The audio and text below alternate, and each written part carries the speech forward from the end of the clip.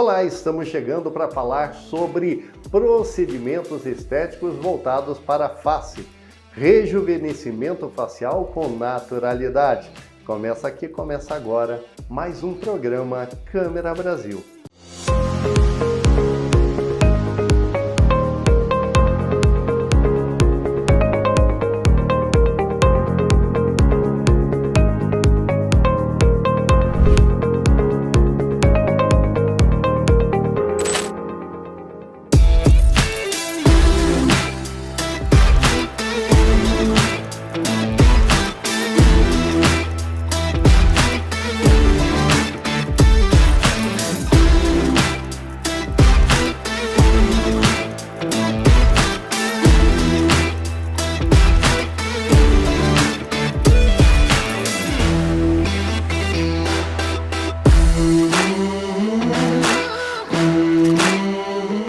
Olá, doutora, tudo bem? Tudo bem, Roberto, e com você? Tudo ótimo, falando daquilo que é muito importante para as pessoas.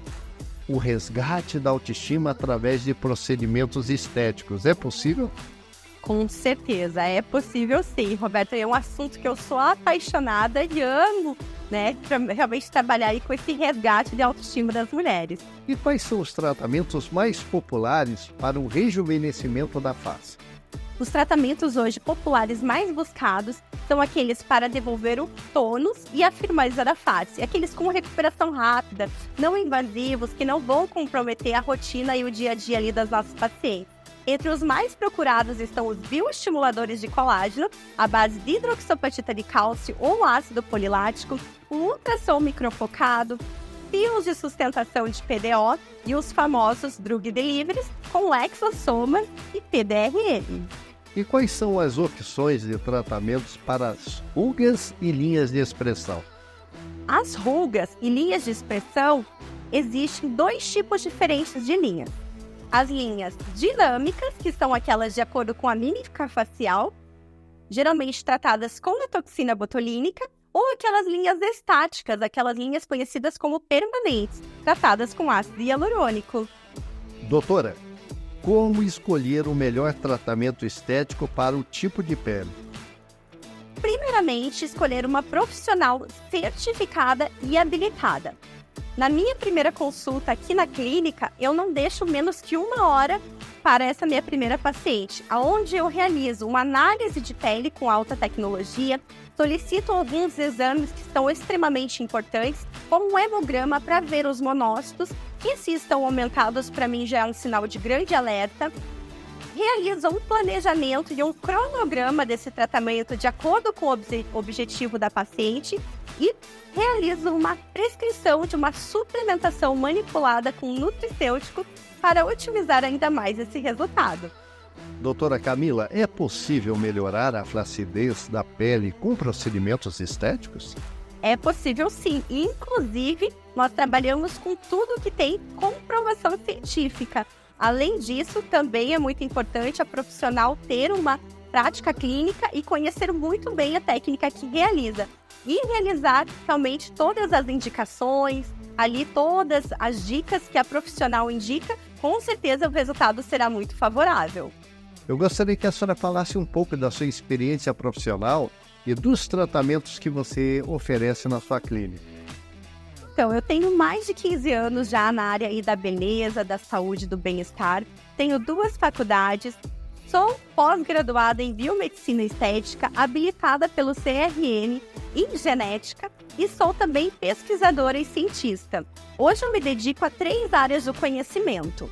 Me dedico à prática clínica às minhas pacientes aqui na clínica, atuo também ministrando cursos, mentorias e treinamentos e também na área da ciência sou pesquisadora e cientista. Na clínica nós trabalhamos com alta tecnologia, técnicas avançadas que trabalham o envelhecimento de forma tridimensional para trazer não só beleza, mas longevidade, saúde e bem-estar para todas as nossas pacientes. Agora, uma pergunta que não quer calar. A saúde, a estética, lidando com essas 2 questões, entraram na sua vida de que forma? Foi amor à primeira vista ou paixão? foi amor à primeira vista. Desde muito jovem, eu comecei cuidando da minha mãe, das minhas avós, dos meus familiares. Eu sempre tive esse amor por cuidar de vidas e busquei realmente sempre, além disso, aliado à ciência, né, o conhecimento, sempre amei, né, estudar e fui aí buscar realmente muito conhecimento científico para poder entregar o melhor das minhas pacientes, porque elas merecem, trabalhando assim com o resgate da autoestima das mulheres. Doutora, quais têm sido os procedimentos mais procurados nessa época do ano? O peeling seria um desses? Exatamente. O peeling é um tratamento muito procurado nessa época do inverno. Agora teve uma baixa na procura em relação aí aos acontecimentos que todos têm acompanhado.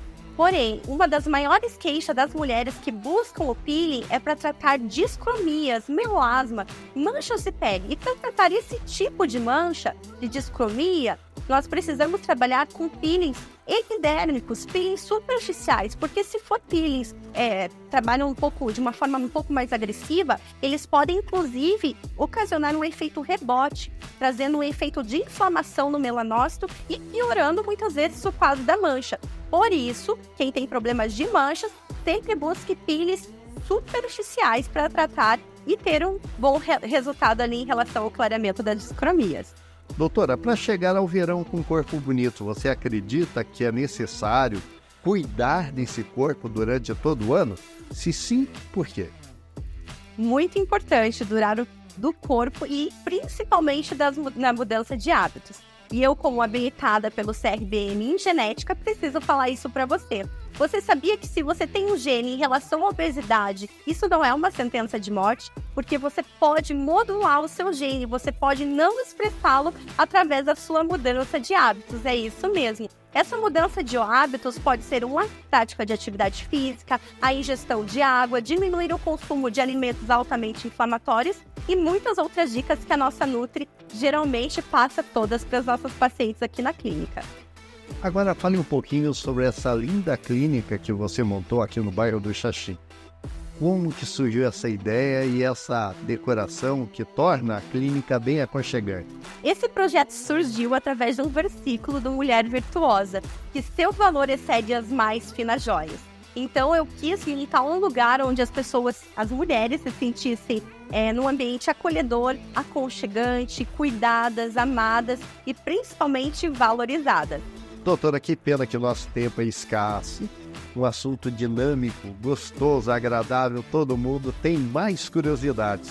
Mas de qualquer forma, eu gostaria de destinar a você o tempo necessário para as suas considerações finais, agradecendo a sua participação. Eu que agradeço, Roberto.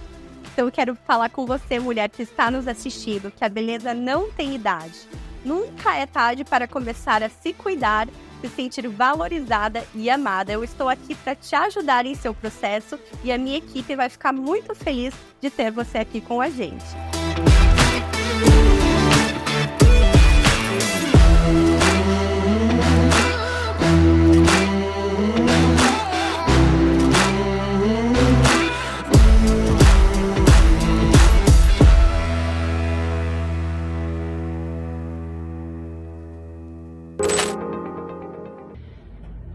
Você sente culpa por algo que fez ou por algo que deixou de fazer?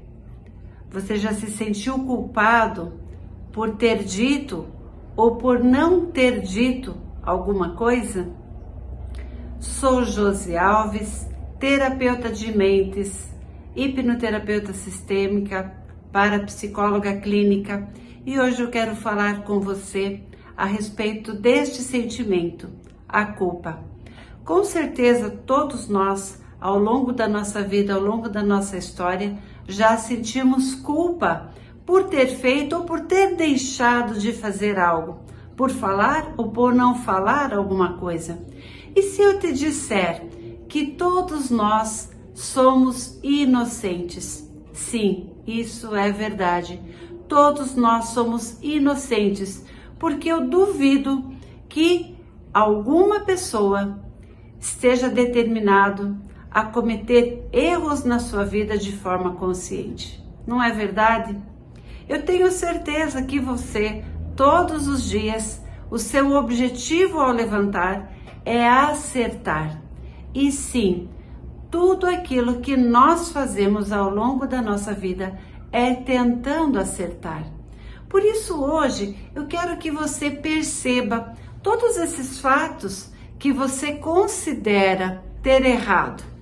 Olhe para esses fatos sobre um outro ponto de vista, de uma forma.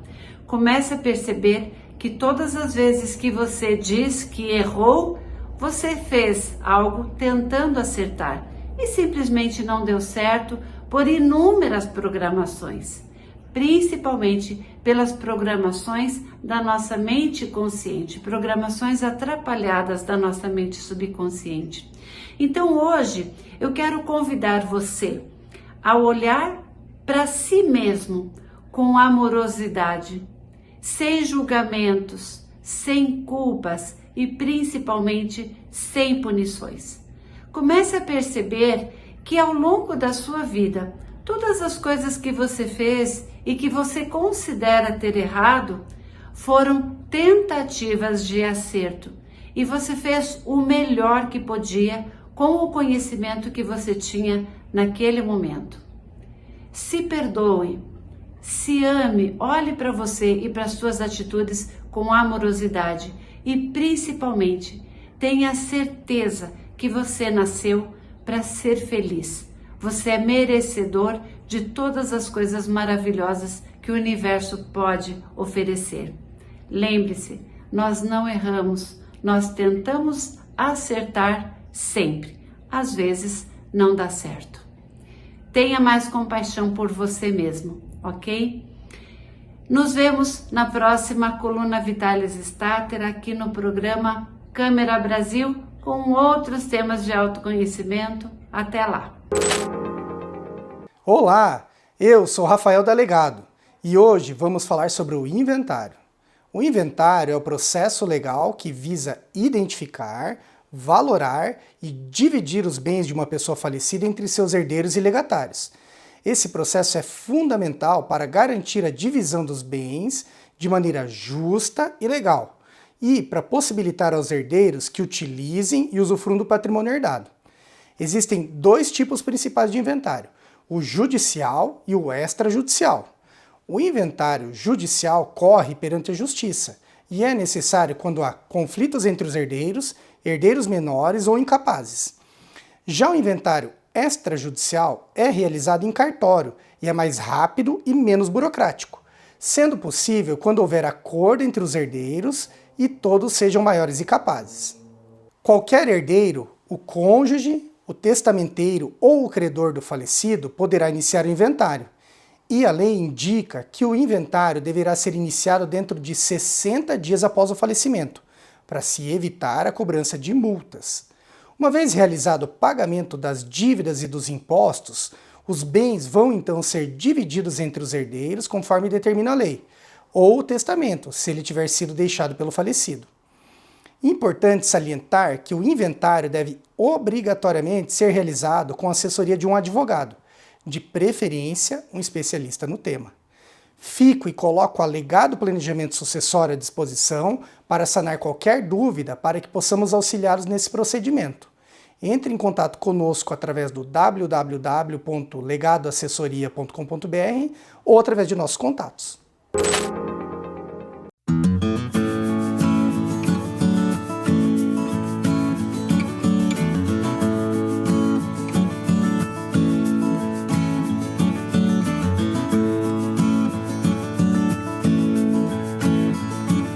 Tem muita gente que pensa que a ortodontia não apenas ajuda na parte estética, como funcional também. Eu quero crer que isso seja uma verdade. Mas e quanto à questão do resgate da autoestima? Como será que a ciência responde a isso? Vamos saber agora.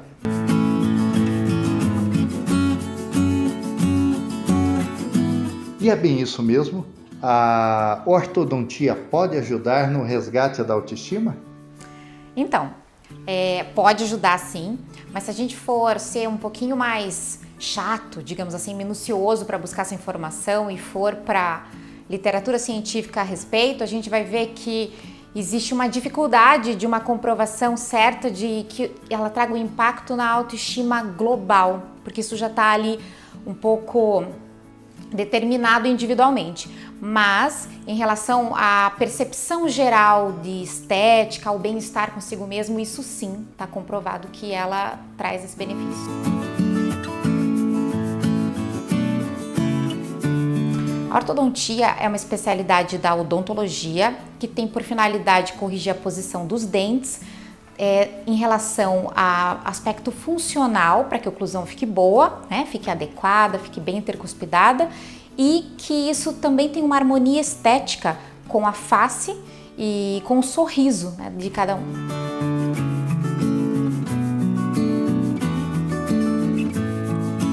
Então, a ortopedia é a capacidade de fazer a modificação, a movimentação dos ossos. Então, se a gente fizer uma comparação, ortodontia é a movimentação dos dentes, ortopedia a movimentação dos ossos.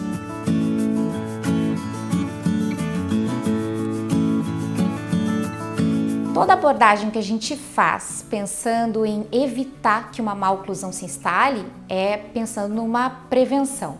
Então, por exemplo, numa criança que perdeu precocemente um dentinho de leite, o dente descido, se ele não fizer nada e se houver uma demora muito grande para a vinda dos dentes, isso pode gerar um apinhamento, uma má oclusão. Então, quando eu vou lá e coloco um dispositivo para segurar, para manter aquele espaço, eu estou prevenindo a instalação de uma má oclusão.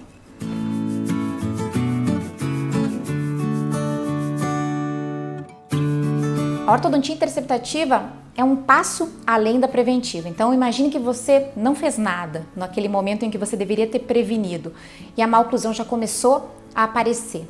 Ao momento que você intercepta é como se você estivesse evitando que aquela má oclusão se torne mais complexa, mais difícil de ser tratada no momento mais posterior.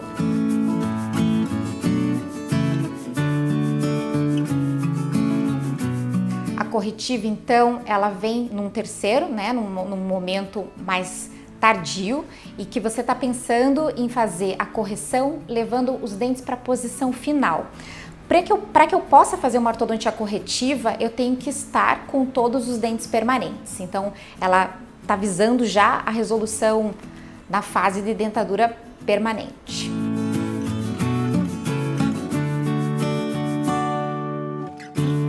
Essa resposta, na verdade, não tem uma resposta. É a resposta que o paciente mais faz.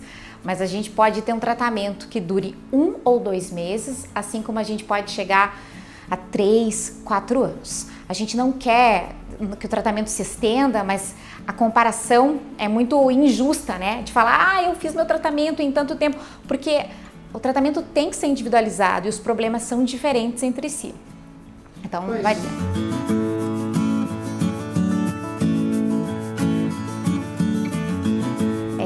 Existem muitos aparelhos e depende justamente dessa abordagem, né? Então, do momento em que ela vai ser realizada. Se a gente for pensar na movimentação pura e simplesmente dentária, a gente poderia dizer que são os aparelhos fixos, que são os aparelhos com brackets, tanto podem ser brackets metálicos, estéticos, tem várias possibilidades, linguais que são colados pela parte interna, assim como possibilidades removíveis como os alinhadores, que se fala bastante hoje, né, que são placas que podem ser removidas para se alimentar. Então são alternativas aí pensando na ortodontia corretiva. Doutora, é comum pessoas maduras terem vergonha de buscar um tratamento ortodôntico para não utilizar um aparelho que provoque um sorriso de adolescente? Isso pode acontecer. Alguns pacientes mais maduros, às vezes, têm essa preocupação de que aquele sorriso vá remeter a uma ideia de adolescência, e isso já foi maior. Mas já faz algumas décadas que a ortodontia está popularizada, né? A gente fala dos 8 aos 80, então, assim, basta que existam ali estruturas incompatíveis com a movimentação, que são os dentes, os ligamentos, os ossos. Então, existem também alternativas para quem quer fugir daquelas peças metálicas. A opção dele ser estético já era uma possibilidade, os alinhadores uma outra possibilidade com um pouco mais de conforto. Então, cada vez mais a gente percebe que aumenta mais ainda o número de pacientes maduros nos consultórios.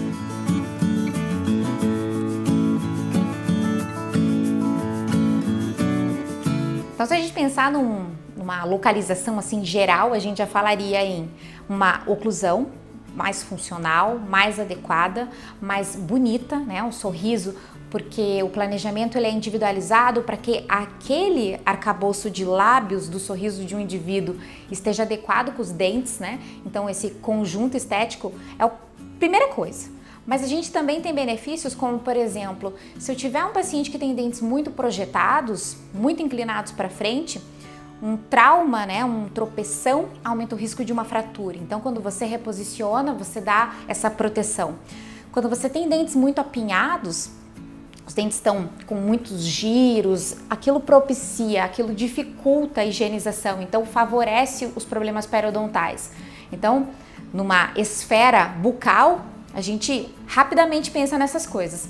E além disso, né, tem o impacto daquele bem-estar consigo mesmo, por aquela melhora estética e funcional, aquela qualidade mastigatória também.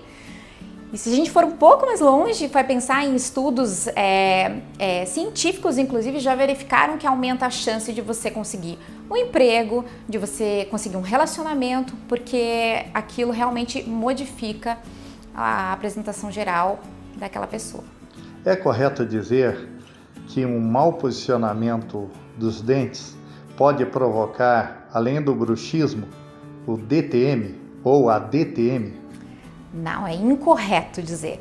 A maloclusão, ela não é uma causadora de uma DTM, então isso não é uma possibilidade, assim como o bruxismo, ela também não causa um bruxismo. O bruxismo é desencadeado por outro mecanismo que é independente de qualquer estrutura dentária.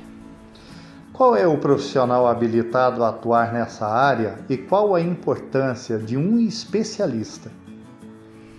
Para se atuar na ortodontia, é importante que seja especialista em ortodontia. A formação de ortodontia é aproximadamente de 3 anos, é um curso bastante robusto, é uma especialidade que tem bastante informação e com a disciplina que todo cirurgião dentista tem na graduação de ortodontia, não existe condição de se praticar ortodontia com segurança, né, para se ter resultados. Então, é necessário que seja um especialista. Sabemos que a doutora é uma das maiores referências quando falamos de ortodontia aqui no sul do país. A que a senhora atribui isso e qual é a sua experiência profissional para quem ainda não lhe conhece? Bom, obrigada então, né? Mas eu acho que tudo vem da paixão, né, pelo que se faz. Eu sou uma pessoa que sempre pensou em fazer ortodontia, então sempre foquei muito nisso. Assim que eu me formei, eu já engrenei no mestrado e comecei a dar aula logo no começo e comecei a trabalhar só com ortodontia. Na sequência, quis fazer meu doutorado, então assim, estudar, né? Acho que é o que eu falo até para os meus alunos, estudar permanentemente. A gente não pode se dar por estar resolvido, eu já aprendi o que tinha para aprender, porque tem conhecimento novo sendo produzido a cada dia. Então, estudar.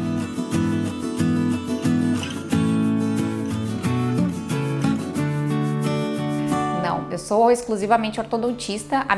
Na época em que o meu registro foi feito, a especialidade se chamava ainda ortodontia e ortopedia facial. Então essa é a minha especialidade. Hoje em dia, quem se forma e faz o registro, né, no conselho é ortodontia, mas então minha especialização é em ortodontia e ortopedia.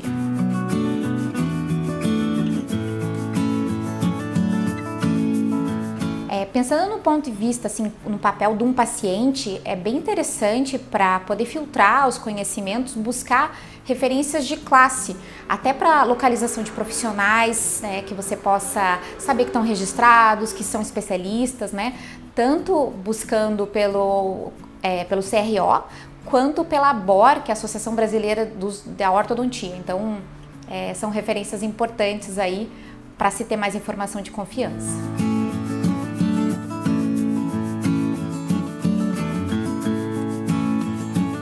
Eu acho que nesse tempo em que tem se falado muito sobre possibilidades ortodônticas com alinhadores e alternativas que às vezes estão conectadas com algumas marcas comerciais, acho que a mensagem que eu poderia deixar é que quando para o paciente vai em busca desse tratamento, tem que se lembrar que quem guia o programa, o software ou o material que está sendo adquirido para aquele tratamento ainda é o ortodontista. Então, não basta fazer aquele comparativo, vou usar um aparelho da marca X ou da marca Y. Isso faz mínima diferença. O importante é você realmente buscar um profissional, né, qualificado, que tenha especialização na área para conduzir o teu tratamento.